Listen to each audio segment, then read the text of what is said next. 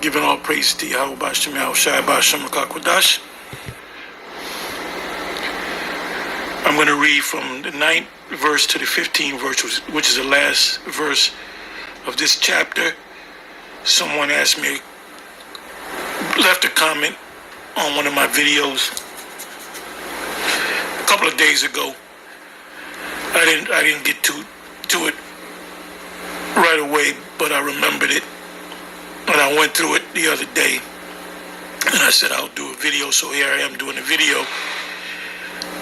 Let me just go ahead and read. It says, Zechariah 6 verse 9, and the word of the Lord came unto me, saying, take of them of the captivity, even of Hildiah. This was during the time of the ancient Babylonian captivity, and when the Medo-Persian Empire took them down. So this is during that time period, dealing with the building of the temple. It says, take of them of the captivity, even Hildiah and Tobijah, and of Jedediah, which are come from Babylon, and come thou the day, and go into the house of Josiah, the son of Zephaniah. It says the symbolic crowns. It says, then take, 11 verse, then take silver and gold and make crowns and set them upon the head of Josiah, the son of Josedek, the high priest. And speak unto him, saying, thus speaketh the Lord Yahweh of hosts, saying, behold, the man whose name is the branch, and he shall grow up out of his place, and he shall build the temple of Yahweh. So this represents the ancient time of the second temple being built, and jump forward, the third temple being built, which the third temple is Israelites themselves. You know, you got Edomites talking about the third temple. Well, the third temple is being built, and they're coming against the building of the third temple, like they did in the past, by saying we are not the people.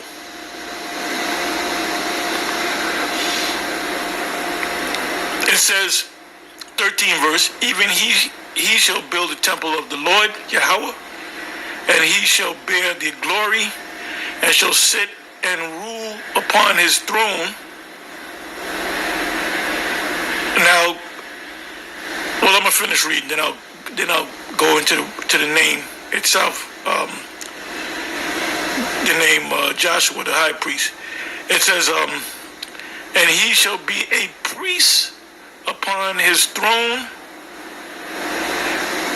and the counsel of peace shall be between them both.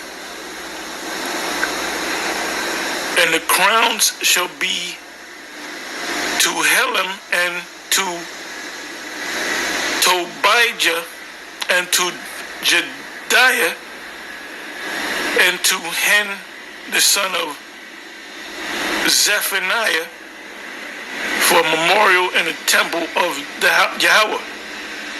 Last verse. And they that are far off shall come and build in the temple of Yahweh.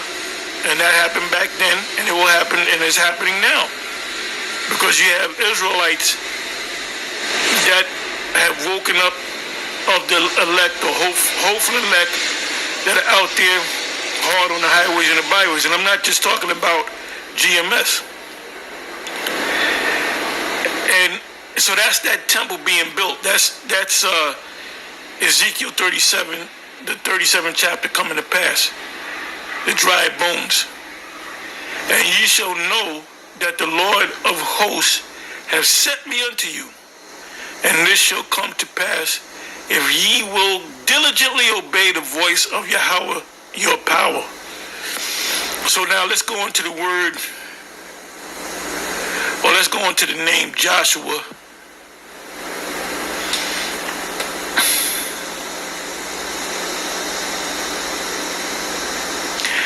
And I really can't go as deep as I want to go at this point. Maybe in the future I will go even deeper. You know, I'll say this much. When you go to Revelation, the 11th chapter, it speaks about the two witnesses. And those two witnesses are Zerubbabel and Joshua the high priest. So that's all I'm going to say. But on a macro level, it represents Judah and Israel.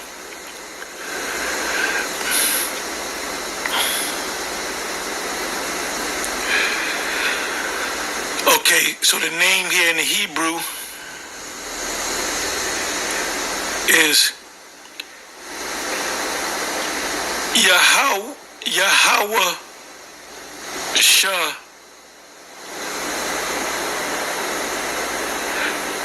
Yahweh Shawai, which they're spelling it wrong.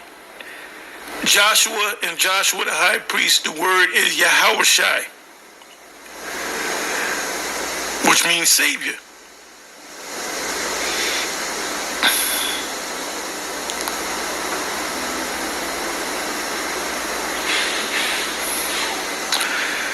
So it says, son of Nun of the tribe of Ephraim, and successor to Moses as the leader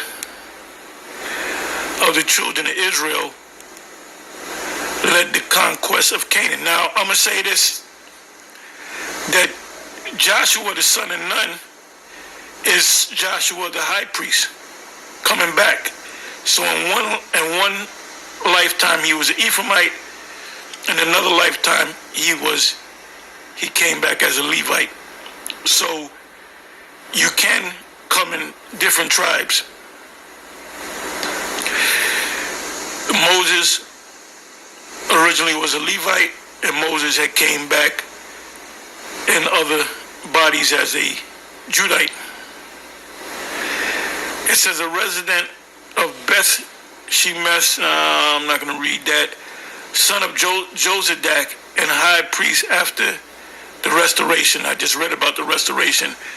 Governor of Jerusalem under King Josiah, who gave his name to a gate of the city of Jerusalem.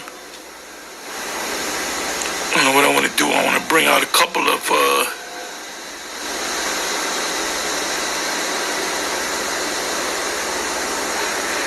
bear me for a minute.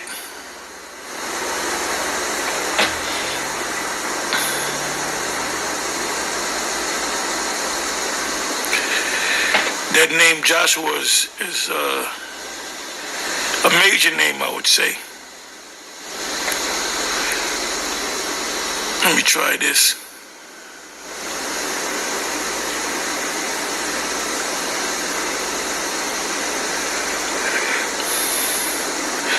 All I'm going to say is King Mashar Mo, as we call him, said you better read the 3rd chapter.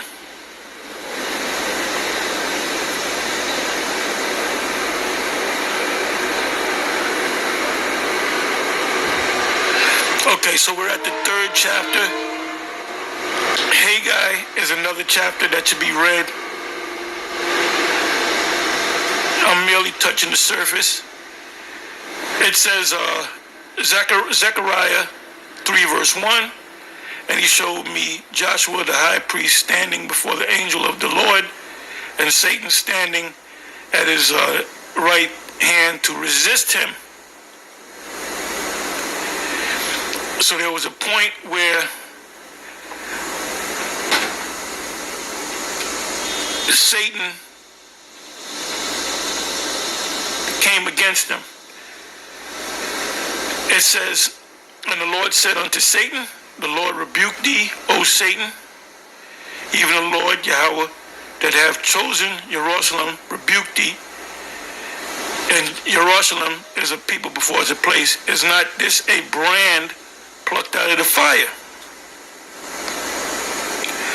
Now Joshua or Yahushua was, when I say Yahushua, I'm meaning Joshua the high priest, was clothed with filthy garments and stood before the angel. And he answered and spake unto those that stood before him, saying, take away the filthy garments. And filthy garments represent corruption.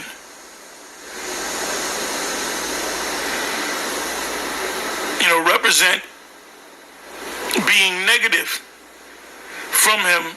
And unto him he said, behold, I have caused thine iniquity to pass from thee. So this is about redemption. This is about forgiveness. This is telling you that you have men that go off that can be forgiven, that can have their filthy garments taken away, or their filthy covering taken away, and be cleansed. Like I said, I can't go any deeper than that. You men that's in the know, you know what I'm talking about. That's why I mentioned Revelation the 11th chapter. And I will clothe thee with change of remnant, a different mind, a different spirit. And I said, let them set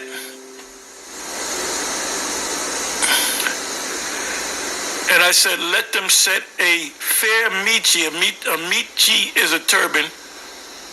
In the Hebrew is martazan path. That's a turban. And if you go back far enough, there was someone that was known for wearing a michi or martazan path every time you saw him upon his head. So they set a fair michi. Also, you got the term mitre, which is that's when you're in the woodwork. Anyway, upon his head, that's another topic. And clothe him with garments, and the angel of the Lord stood by. And the angel of the Lord, Yahweh, protested unto Joshua, Yahushai, thus saith Yahweh of hosts, if thou wilt walk in my ways. So now he was corrupted, but he's cleansed. So we're looking for Joshua the high priest, which is here now, to change his ways. And if thou wilt keep my charge, then thou shalt also judge my house, which is Israel, and shall also keep my courts, and I will give thee places to walk among these that stand by.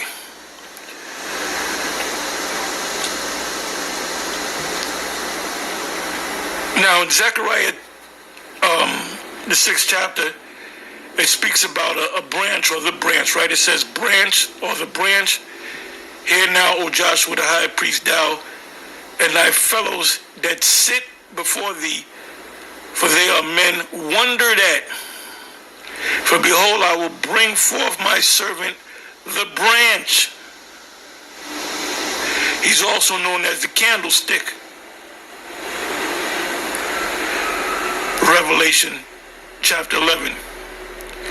For behold, the stone that I have laid before Joshua, Yahushai, upon one stone shall be 7 eyes. Behold, I will engrave the graving thereof. Oh, by the way, grave or engraving, I have to look that up.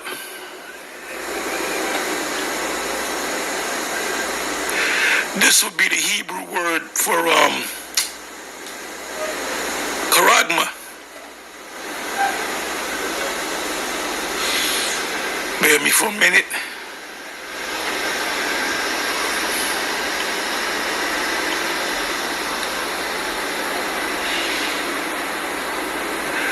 The word for charagma in the Hebrew is pasawach, which means engraving, carving. Engravings, graving, carved, graved, graven, carved work. So if you're saying that there's no Hebrew word for mark, which is charagma, the word is pasawach. So that word mark actually means to engrave.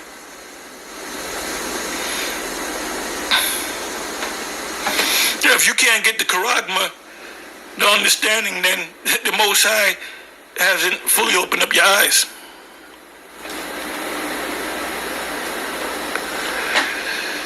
Where am I at? Because I'm a little all over the place. Okay, it says, for they are men wondered at. Let me look up the word wondered.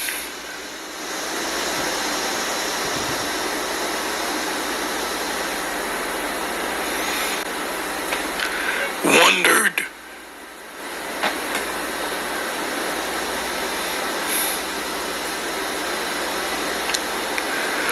Wonder, sign, miracle, portent, wonder, as a special display of God's power. When you see us on the highways and the byways, that's a special display of the Most High's power. Sign, token of future events. Sign, token of a future event. When someone gives you a sign, token of a future event, what do you call him? You call him a prophet. He says things that's gonna take place in the near future or far future.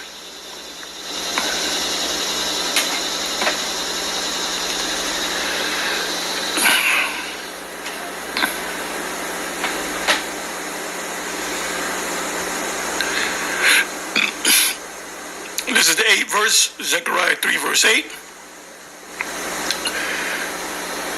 For they are men wondered at, for behold, I will bring forth my servant, the branch. For behold, the stone that I have laid before Joshua, Yahushua, upon one stone shall be 7 eyes. Behold, I will engrave.